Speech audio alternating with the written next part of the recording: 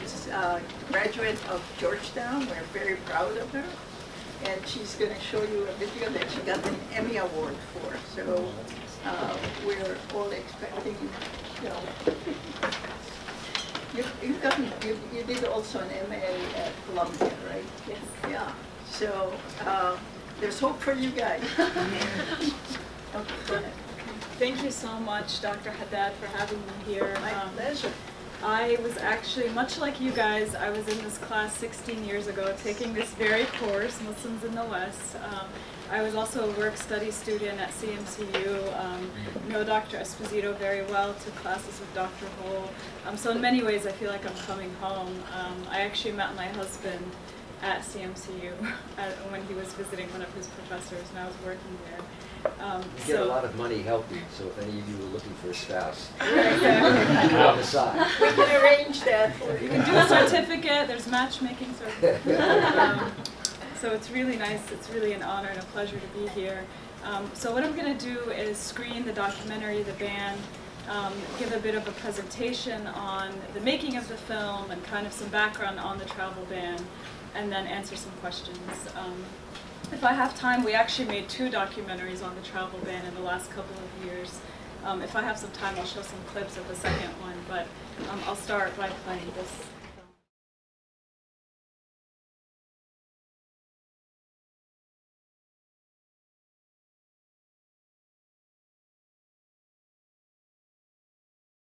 But I guess I wanted to start out by just giving an update on this family. After our film came out, UNHCR, we learned, actually expedited the family's case, and they ended up settling in Germany. The younger son is now getting treatment, medical care, and they've since had another daughter. Some sympathetic viewers who watched the film raised some money for the family to help them with medical costs.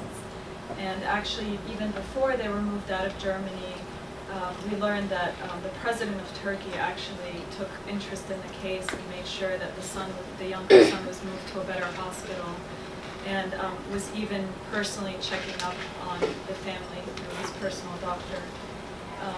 So I think even though this is a heart-wrenching story to have worked on, and I personally, dealt with a lot of sort of stress working on it, just because I have 2 young children around the ages of these boys, and I think it was just especially emotionally difficult to follow this family story. But it was at least gratifying to see that there was some impact from putting their story out there. So as I said, I wanted to sort of keep my prepared comments focused on the reporting on the Muslim ban, but I'm happy to discuss my work and career more generally during the Q&A. I've worked at local newspapers and The Nation magazine. I wrote a book on the Iraq War and have been at Al Jazeera English for more than 10 years. I've been producing documentaries for 6 years on topics ranging from abortion restrictions in the U.S. to the impact of surveillance on targeted communities like American Muslims, to, of course, the Muslim ban, which is what we're here to discuss. Donald Trump was inaugurated on January 20th, 2017. And just 7 days into office, he signed Executive Order 13769, titled Protecting the Nation from Foreign Terrorist Entry into the United States. The order lowered the number of refugees that were allowed to be admitted into the country to just 50,000, suspended the U.S. refugee admissions program for 120 days, suspended the entry of Syrian refugees indefinitely, and banned foreign nationals from 7 predominantly Muslim countries from visiting the country for 90 days. Those countries were Iran, Iraq, Libya, Somalia, Sudan, Syria, and Yemen. 218 million people are citizens of these countries. What happened next was extraordinary. Thousands of people gathered at airports around the country to protest the policy, carrying signs, chanting, camping out for days. Lawyers, many of them working pro bono around the clock, met affected people at airports to represent them.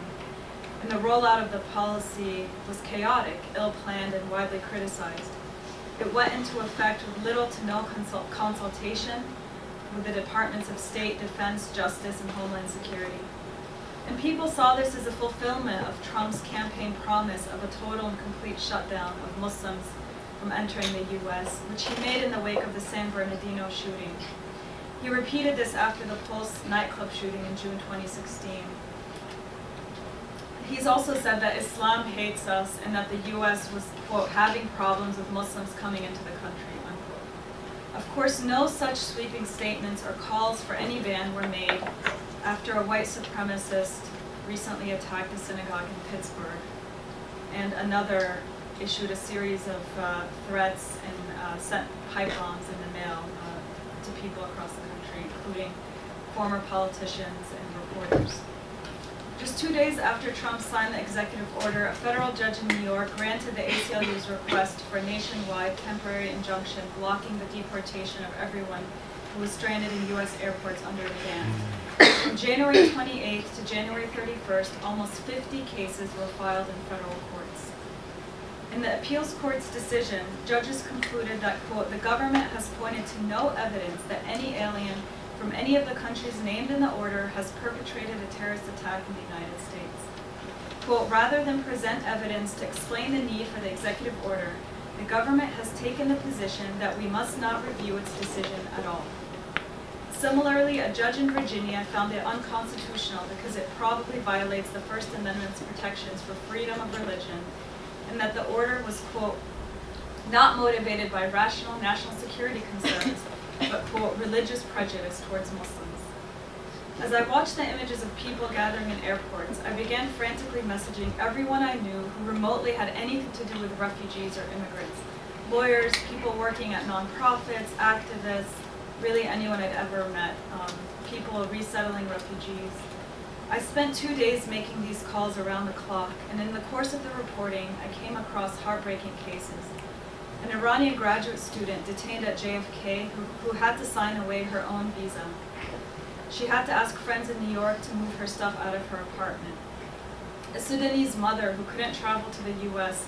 to visit her son who was hospitalized because he'd gone into a coma due to a diabetic spell. And of course, Abdelghani Abdeljawad, or Abu Yahya, a father of 2 very sick children who had missed his window to travel to the U.S. in part because of the ban, and because of a lapsed security clearance, evidence that the system for vetting refugees is in fact very rigorous. Filming in Turkey was risky and complicated. Security officials who were sensitive to the presence of any journalist, let alone a foreign crew, tried to stop us from filming on the streets. And the hospital didn't make it easier. But we managed to film conversations with Abdelghani and witnessed a series of difficult moments, including what you saw, the pivotal phone call with the UN official, who he implored to help his son before he died. Despite all of these challenges, we spent 3 days with the family, and as you saw on the last day, 6-year-old Yahya died.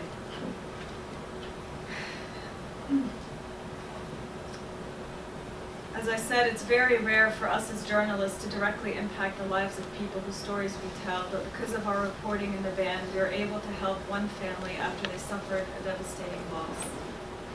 In our post-fact world, here are some facts. No deaths in the U.S. have been caused by extremists with family backgrounds from any of the 7 countries implicated by the executive order, as of the day before it was signed. Section 1 of the order, the first order, describing the purpose of it, invoked the September 11th attacks, stating that then State Department policy prevented consular officers from properly scrutinizing the visa applications of the attackers. But none of the 9/11 attackers were from any of the 7 banned countries. When announcing his executive action, Trump made several references to 9/11. An internal report compiled by the Department of Homeland Security Intelligence and Analysis Unit concluded that people from the 7 nations affected by the travel ban pose no increased terror risk, and also found that, quote, the country of citizenship is unlikely to be a reliable indicator of potential terrorist activity, and that few individuals from the 7 affected countries access the U.S. In any case, since the State Department grants a small number of visas to citizens of those countries. That report also found that of 82 people determined to have been inspired by a foreign terrorist organization to, quote, carry out or try to carry out an attack in the United States, just over half were U.S. citizens born in the United States, while the rest came from a group of 26 countries, only 2 of which were among the 7 nations included in the ban. Reaction to the ban was mixed, depending on the phrasing of questions. According to some polls, a majority of Americans opposed it, and according to other polls, a majority supported it. So just to give you a sense of that, a Rasmussen poll about whether Americans favored or opposed the temporary ban on refugees from the 7 countries, quote, until the federal government improves its ability to screen out potential terrorists from coming here, meant that more people supported the ban. And a Reuters poll asked a more neutral question, saying if those polled agreed or disagreed with the executive order that blocked refugees and banned people from 7 Muslim-majority countries from entering the U.S. Countries like France, Germany, and Turkey condemned the ban, while the United Arab Emirates came out in support of it. Some Catholic leaders also opposed it and called for mercy and compassion for refugees, as did a number of Jewish groups, including the ADL, the Hebrew Immigrant Aid Society, one of the targets of the white supremacists who recently shot people at the synagogue in Pittsburgh, and J Street also opposed it. And ironically, the ban was put into place on Holocaust Remembrance Day, while the Southern Baptist Convention was largely supportive of it. Updated version of the travel ban was issued via executive order in March of 2017 and later revised by presidential proclamation.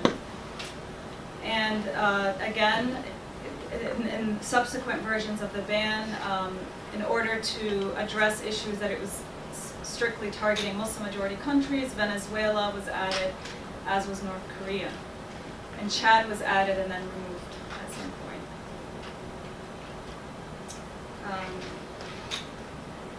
So earlier this year, we made another documentary called Between War and the Ban, looking at the particular impact of the ban on Yemeni Americans and their family members. Even though the 3rd iteration of the ban included a waiver, we found that no one seemed to actually receive one, or very, very few people. And the criteria to qualify for a waiver is very broad. Persons eligible if the applicant does not pose a threat to national security, the person's entry is in the national interest, and denying the visa would, quote, cause undue hardship.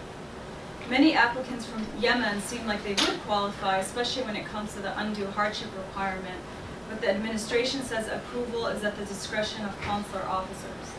There wasn't even a process to apply for one, so in some ways it felt like a Kafka-esque process, according to some lawyers who are challenging it. According to data the State Department sent to Congress, only 2 waivers were approved out of 8,406 applications processed from the targeted countries in the first month of the ban. And you're talking about Yemen, a country where over 22 million people are in need of humanitarian assistance and are on the and many are on the verge of a devastating famine. Instead, Yemeni Americans and their family members who they were trying to bring to the U.S. have been stranded between their 2 homes and stuck in a foreign country because Yemen no longer has a U.S. embassy, so those who even want to go through the process of trying to bring their family into the country have to go to Djibouti and apply at the U.S. embassy there. Djibouti is actually very expensive, in part because there's a large U.S. military presence there. So these families are basically spending their life savings, in many cases tens of thousands of dollars, to try to bring their families here to the U.S.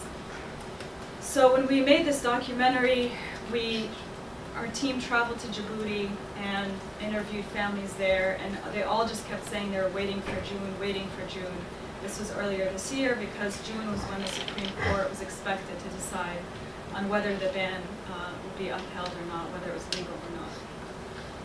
And they all said the same thing, which is they had faith that the U.S. was a country of principles, and that the Supreme Court would be fair, and that they wouldn't uphold such what they viewed as a discriminatory blanket ban. But we know how the story ends. On June 26th, in a 5-4 vote, the court's conservatives upheld the ban and said that the president's power to secure the country's borders, which is delegated by Congress over decades of immigration lawmaking, was not in fact undermined by Trump's history of incendiary statements about the dangers that Muslims pose. And they basically ended up privileging what they viewed as the executive's authority to establish immigration policy and ignored his comments, which those who dissented said shed light on his motives to issue this ban. Writing for the majority, Chief Justice John Roberts said that Mr. Trump had ample statutory authority to make national security judgments in the realm of immigration, and rejected a constitutional challenge to the third executive order. Justice Sonia Sotomayor said that the decision was no better than Korematsu versus the U.S., the 1944 decision that endorsed the detention of Japanese Americans during World War II. One of the more ironic things that happened in the Supreme Court's decision to uphold the ban was, in that decision, they officially overturned the Korematsu decision. By upholding the travel ban, Sotomayor said the court, quote, merely replaces one gravely wrong decision with another. Of the Supreme Court's decision on the third iteration of the Muslim ban, the director of the ACLU's Immigrants' Rights Project, Omar Jawdat, said, quote, this ruling will go down in history as one of the Supreme Court's great failures. It repeats the mistakes of the Korematsu decision upholding Japanese American imprisonment and swallows wholesale government lawyers' flimsy national security excuse for the ban, instead of taking seriously the president's own explanation for his action. It is ultimately the people of this country who will determine its character and future. The court failed today, and so the public is needed more than ever. We must make it crystal clear to our elected representatives, if you are not taking action to rescind and dismantle Trump's Muslim ban, you are not upholding this country's most basic principles of freedom and equality. We saw it actually around the time that this decision came out was when the Trump administration was implementing another big immigration policy piece, which is the family separation policy and the legal fallout that came out of that.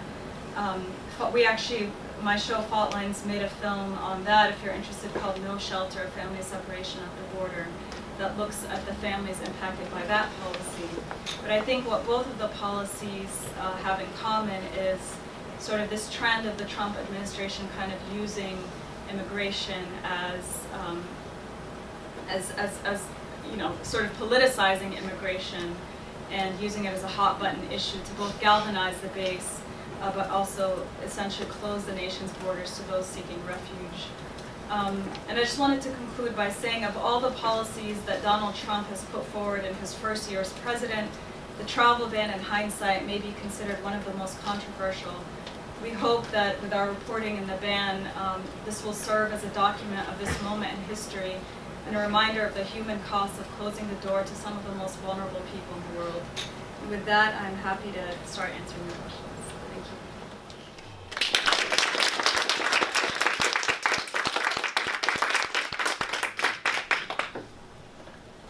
Any questions? Yes.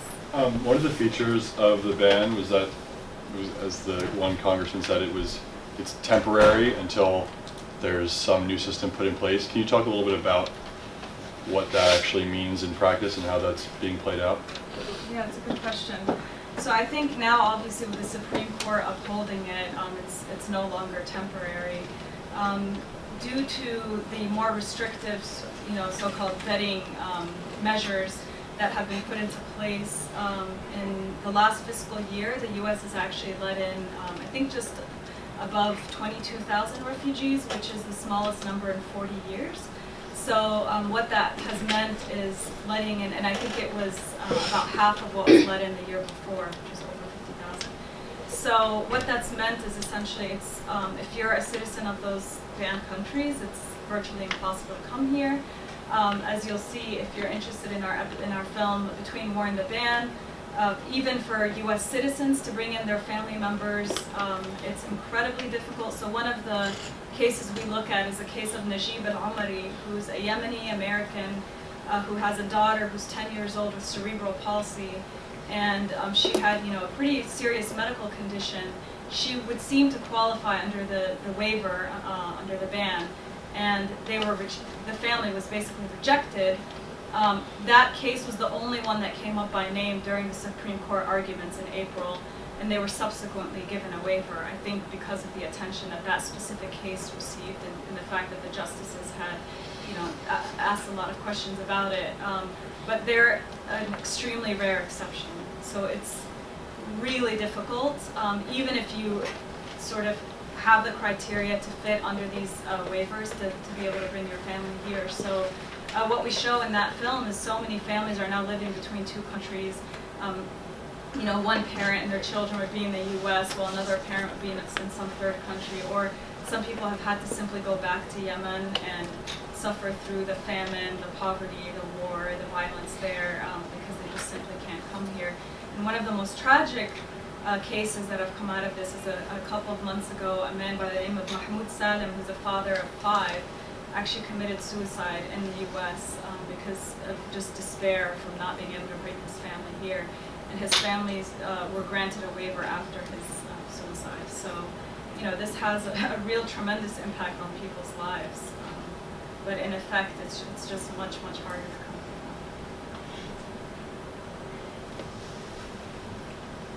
Yes. Thank you very much for presenting the film that you work on. I had a question, it's more opinionated, but why do you think the polls that were conducted seem to differ so much, whether there was support for the ban or not? Yeah, it's a good question. I think, when you talk about do you support this policy because it's keeping you safe from terrorists, obviously most people are like, yeah, I want to be safe from terrorists, So I just think when it depends on sort of how it's framed and the language that's used and sort of the, whether there's like a fear factor sort of ingrained in that language versus sort of a more neutral rendering of the policy where, people can kind of step back a little bit and look at it from maybe a different point of view. But, this is completely anecdotal, but when I was covering sort of the Trump campaign in 2016, after he received the Republican endorsement, but before the general election, I actually went out to talk to Trump supporters because we were interested to know why he was becoming so popular. And I actually didn't wear a scarf. I wore a baseball cap because I really wanted people to just be very honest. And I found kind of a difference, and again, completely anecdotally, so when we would ask people about the Muslim ban, what do you think about Trump's proposal to ban Muslims? They would say, we don't think it's fair to just have an outright ban. There's good people and bad people from every group of people.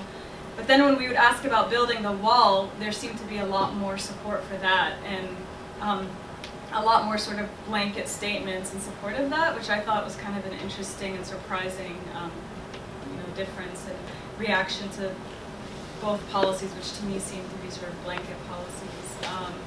But I really think in those specific communities, there's just a lot more hostility towards, I think, people coming from the southern border, Latinos in general, than there even was against Muslims. Again, anecdotally, because I think polls show, and I think the Bridge Initiative here at Georgetown does a lot of research on this, that there's actually tremendous hostility among Trump supporters against Muslims. But this is just my experience that there's a little bit more room for nuance there.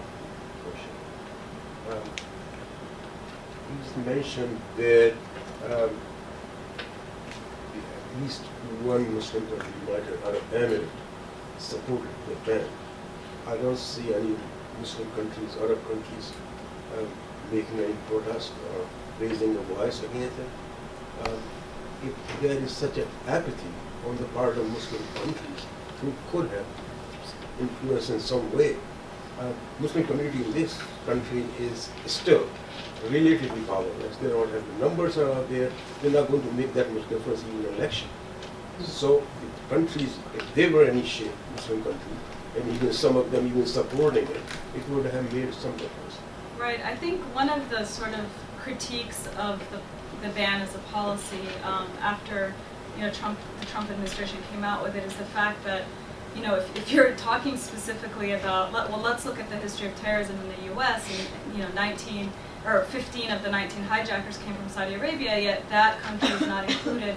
To sort of, if you look objectively, the countries that were included are ones that are sort of in a position of weakness in relative to the U.S. A country like Yemen, like Somalia, that don't have that sort of a very different power dynamic. And then, it's sort of impossible to look at the reaction from the Arab world, from the Middle East, outside of the events of the Arab Spring and kind of what unfolded during the Arab Spring and in the aftermath, and the alliance between the U.S. and between Saudi Arabia and the Trump administration. Riyadh being the first stop for Donald Trump after he became president, the first foreign stop. So I think, generally speaking, it's not surprising that certain Gulf countries wouldn't come out against the ban, given their own policies and kind of the history of relationship between them and the U.S. George, Thanks so much for being here.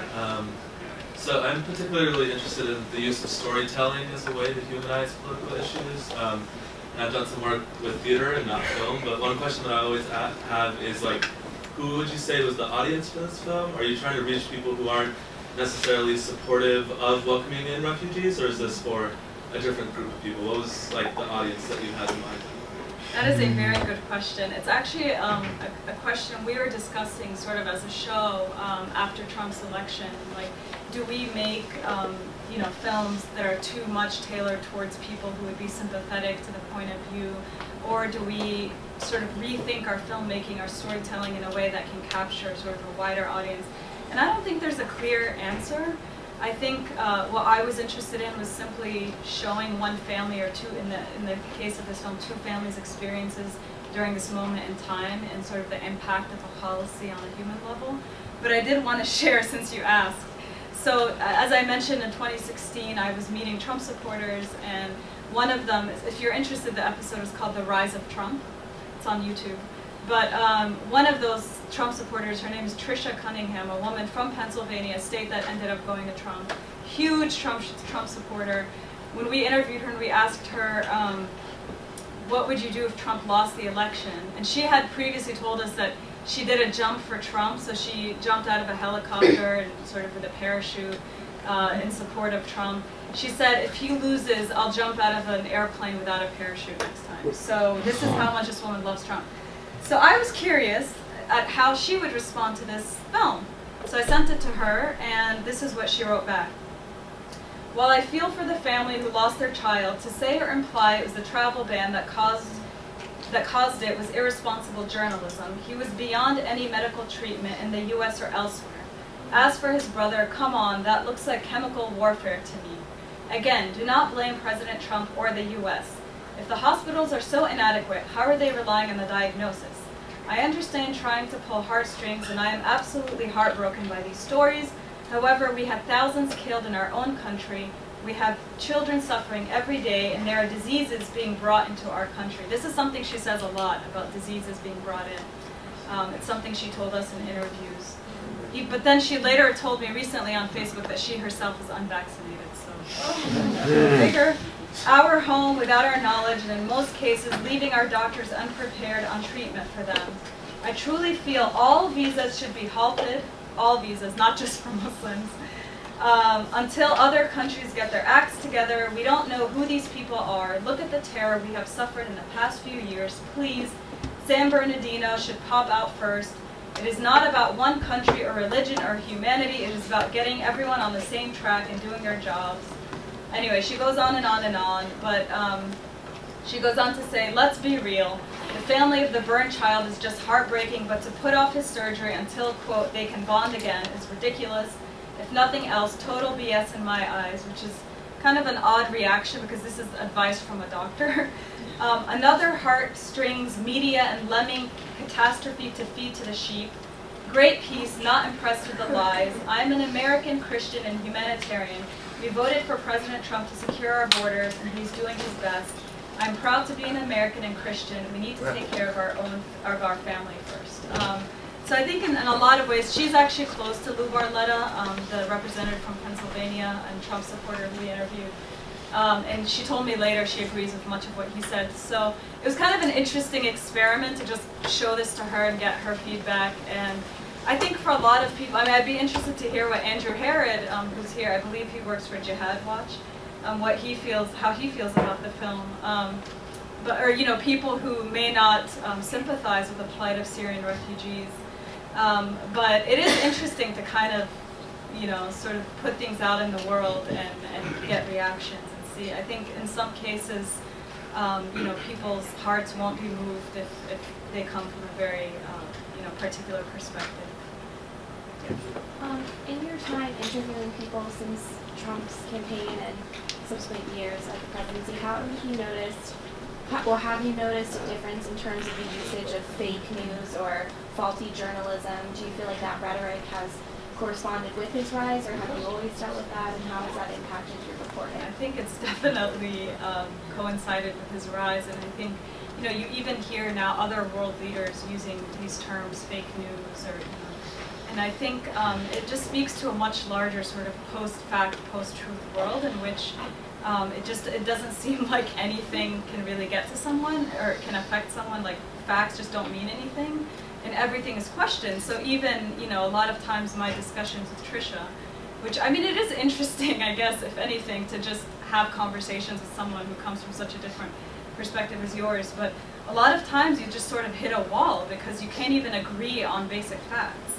And it ends up being somewhat frustrating, but I think what it's done is it's really put reporters at risk, and we saw that recently with, you know, the man who was sending pipe bombs to news organizations. I think, you know, or people who go to Trump rallies and start chanting against journalists, against, you know, threatening reporters. You see that every single day, and, you know, it's not only frightening in sort of a very real security sense, but I think it's frightening in the sense that the country has become so fractured, and it's so difficult to even agree on very basic things. It's difficult to look at the same story and have sort of a baseline of understanding. And I think in some ways journalists can do better, and not so much convincing people of the facts of their reporting, but maybe toning down just some of the, like, shouting matches on TV, and, like, making everything so partisan, and everything about talking heads kind of opining, and sort of, I think that's what I appreciate about my own channel. So much of it is just straight reporting, and I think a lot of times audiences respond better to that, and it feels a bit less sensationalistic and sort of polarized. But it's been really, I think, a very challenging time for journalists, and, you know, I think it's only going to get tougher. Have you gotten any hate mail? I personally haven't. I think in part because I'm behind the camera, so it's not, you know, my face. I'm producing and directing and writing. I'm not, like, the face of it, but I think definitely sort of an experiment to do is to just go on YouTube and kind of look at people's comments. And, you know, a lot of times, especially with this story, it's just like, why is it America's job to take care of everybody, similar to what Lou Barletta was saying. You know, why can't they go anywhere else? A lot of it, because it's Al Jazeera sort of directed at, well, Qatar is this, you know, with every single story we do, it's just like an attack on Qatar automatically. But yeah, I mean, I think just in sort of the world of social media, there's a lot of, you know, sort of toxic comments and really just attacks on the people and our pieces, and yeah, like a lack of, I guess, empathy. Quick question. For everyday consumers of information who may not know of news outlets that would talk about stories that maybe they should hear but they've never heard, what would you recommend for people who want to know more about stories aside from just maybe the only news channel that's being, you know, put out on TV at 5 o'clock in their hometown? You know, what advice would you give for citizens, you know, not journalists, but regular people who just want to learn more from different sources? What would be some advice? Yeah, no, it's a good question. I think it's sort of not taking as, you know, not basically buying the president's rhetoric on the media, which I think is incredibly dangerous. I think it's trying to seek out alternative sources of information that are at least credible. I think the problem is there have been so many outlets that have sort of sprung up that just that aren't in any way journalistically rigorous. Like there isn't a sort of a system of vetting of information, of facts. It's just kind of conspiracy theories. And it's sometimes it can be difficult to kind of tell the difference between those sites and legitimate news sites. So just trying to seek out more legitimate ones. I mean, I'm obviously a fan of reporting that's sort of more neutral, just like fact-based. I think, you know, my own channel does a pretty good job at just presenting the facts without, you know, sort of polarizing rhetoric or sensationalism. But I think there's a lot of great journalism being done in general. And it's an exciting time in many ways. A lot of great investigative work. I think, you know, especially the main newspapers are doing a really wonderful job. And it's not without fault. I think there's times when reporters do slip up and sort of give, if not credence, but give some kind of weight to some of that critiques. But I think for the most part, journalists are doing great work. Just following them and supporting them and really investing in journalism. I think part of the problem has been, since sort of the age of the internet, news organizations are kind of hemorrhaging money, they're cutting back on jobs, and people expect their news to be free, so investing in real, legitimate, genuine journalism to support those organizations is really important. Any other questions? Thank you very much. Thank you.